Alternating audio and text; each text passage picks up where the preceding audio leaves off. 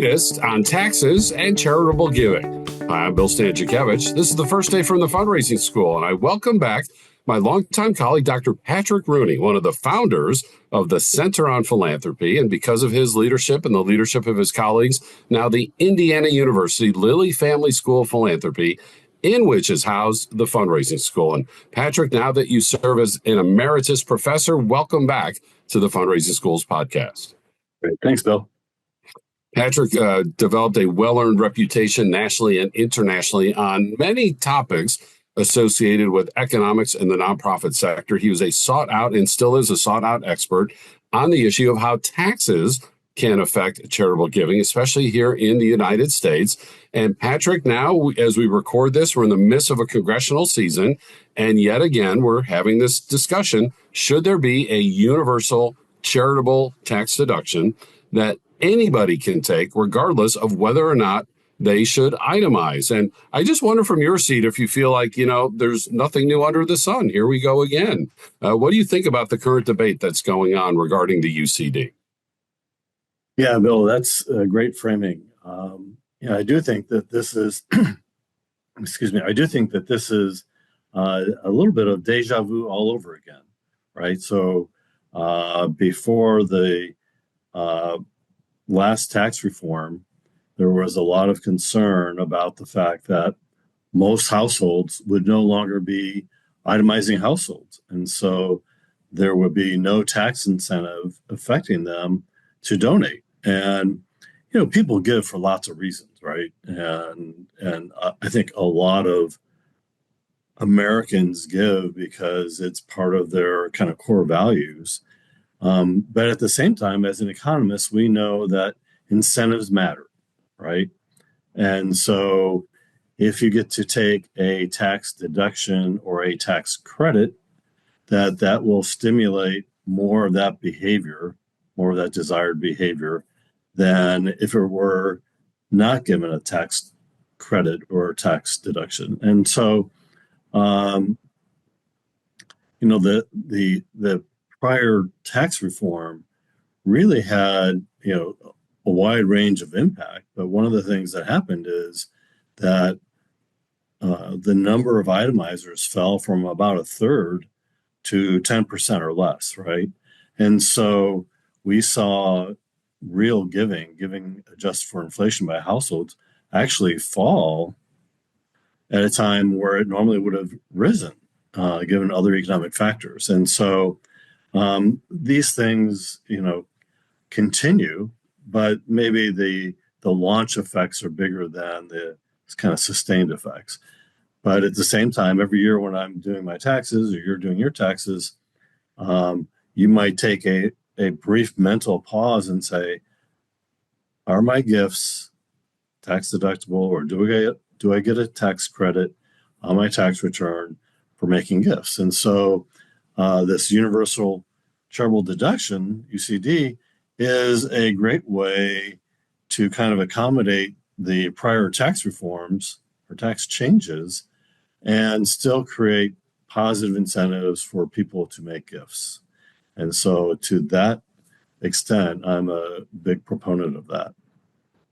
Patrick, some of the latest data from Giving Institute indicate that households, like the millennial household on average, is donating a little more than $1,600 a year. The Gen X about $1,300. The Boomers over $3,000 a year. But in the tax legislation now moving through Congress, the UCD is $5,000 per individual filer and $10,000 when people file jointly. Now, there's a lot that can happen from here to there, including no UCD at all, let alone where the level eventually sets.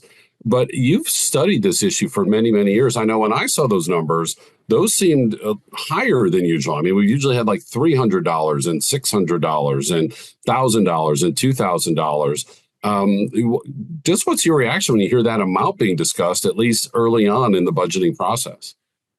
Sure. And, and Bill, I think these are really good starting points in terms of the amounts, because we know that in the past, if you did 200 and 400 or 300 and 600, that those amounts, don't change people's behaviors, right? That people are going to list things that they're already doing and taking those, tax credits or tax deductions in a way that, I don't think netted any net new dollars of philanthropic giving.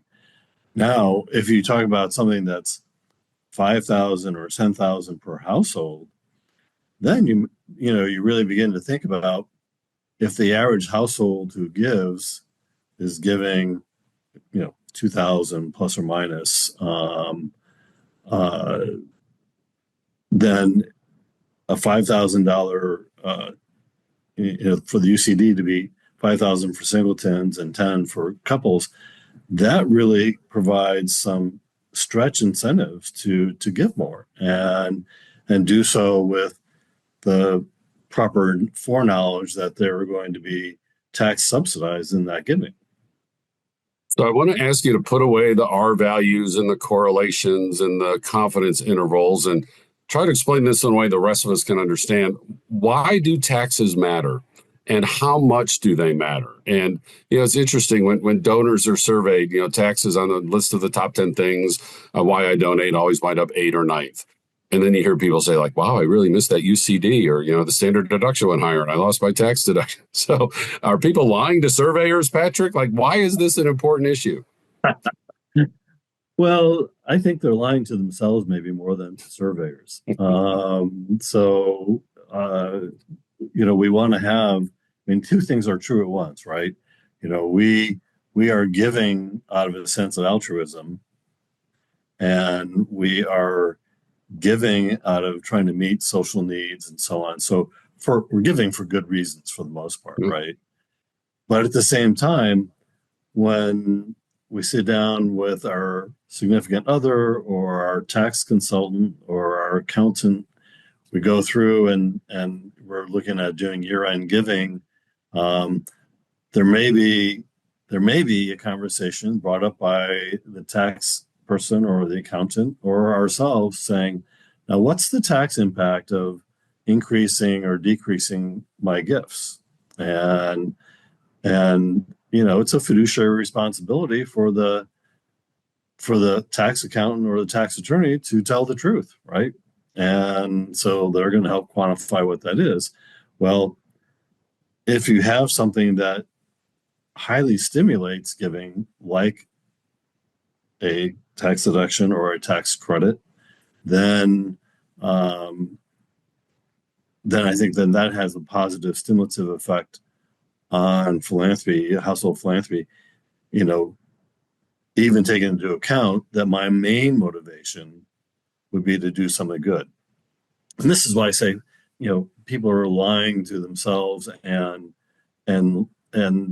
but also being motivated by doing something good. Because at the end of the day, if you didn't care about philanthropy at all, if you didn't care about the impact of your gift at all, it doesn't matter what the tax consequences are because the rational gift amount will be zero, right? So, because if you're getting a deduction or a credit, you're not getting a dollar for dollar rewind on what you just did, right? So the government isn't coming in and saying, "Oh, okay, we'll pay 100% of your donation." No, you're getting a fraction of that back. But this is where incentives are interesting, right? How big of incentive does it have to be to matter at all? And how much does it matter on the margin? And what we see is that it actually matters a fair amount on the margin. A 25%, some research that I did a few years ago with our research department that was funded by independent sector, we found that a 25% tax credit had a huge effect, that about 10% more people gave at all, and they gave about 12% more dollars. Wow, that's big, right? That's several years of economic growth in giving, the growth in giving from just pure economic growth for several years, motivated in 1 year by this, tax credit. So I think we ought to not give up on, the role of public policy that can be positive and affects, private philanthropy. So people give for many different reasons associated with their philanthropic values and their philanthropic motivations. And yet they also pay attention to economic incentives. And we're not even talking about all the wealth effects of charitable giving based on the S&P 500 and other things that are happening in the economy that also can influence charitable giving. But when it comes right down to that individual and them filling out their taxes, tax policy does matter. Tax policy can matter, as Patrick just mentioned, can be an added incentive. And Patrick made the point too that I loved how you framed that. Philanthropic values, philanthropic motivations. If I didn't have those, I wouldn't donate at all, regardless of this tax incentive, because what we're talking about is a universal charitable deduction that lowers how much is being taxed, not a refundable tax credit, which would be the one-to-one return on my charitable giving. And that's not what's being discussed here. So taxes do matter. Patrick, what advice would you have for fundraisers as they're talking with their donors about this? And again, the legislative process is long and arduous, and we don't know where this is going to wind up. But what advice would you have for fundraisers as this is winding its way, through the budget writing process on Capitol Hill? And if indeed it does become law, probably much later in 2025, not in effect until 2026 at the earliest, if at all, what advice do you have for fundraisers as this issue continues to percolate in our legislature? Yeah. Well, I think first and foremost, just being aware that it's going on and being able to answer questions from donors is, does this affect my giving in 2024? Well, the answer is probably not, right? And unless there's something done retroactively, and that's kind of silly from having an impact perspective, right? But could it affect my giving in 2025? Absolutely, if it were passed in time and so on and so forth. But as you point out, it may not happen ever, or if it does happen, it may not happen until, kind of say the out years, right? Where it's phased in or it goes into effect, in a few years or whatever, and then phased out. So, I think paying attention to what the law actually is and when it goes into play is very important for fundraisers, because some individuals will be acutely aware of this, and others, but most won't be. And if it does come into becoming the law, then I think that gives, kind of gives us another prism through which to look to say, philanthropy does all these wonderful things. And I know you want to be a donor for lots of reasons. And this tax incentive can allow you to stretch that gift. And it's the same cost to you after taxes as a smaller gift would have been last year. Dr. Patrick Rooney is emeritus professor at the Indiana University Lilly Family School of Philanthropy, where he remains one of our cherished founders. And Patrick, what a delight to have your expertise back with us on the Fundraising Schools podcast. Thanks, Bill. At the Fundraising School, we would fit this topic under professional stance. As fundraisers, certainly we need to know about our nonprofit. We need to know about our donors, and we need to know about the intersection that our donors have with our nonprofit organization as the donor enjoys the joy of giving and the nonprofit is able to maximize their impact. But as fundraisers, we need to know about so much more, including what's happening with public policy. Now, we've talked about other public policy happenings in the federal government here in 2025. So happens today, we're talking about taxes, and it's something that we do need to be able to pay attention to. And these economic factors, these policy factors are included in our 25 public courses that now lead to 5 different certificates. We also have custom training that we can design courses just for you. Our courses are available in 3 different modalities: in person, online recorded, and online live. We have our quarterly webinars, we have these weekly podcasts, and our textbook, Achieving Excellence in Fundraising, the book now out in its 5th edition. You can find all this information online at go.iu.edu/TFRS for the Fundraising School. I'm grateful for our producers today, the Emmy Award winner Mike Anthony, and my colleague Jennifer Boffman, CFRN. I'm Bill Stanczykiewicz, and now you are more fully informed on this first day from the Fundraising School.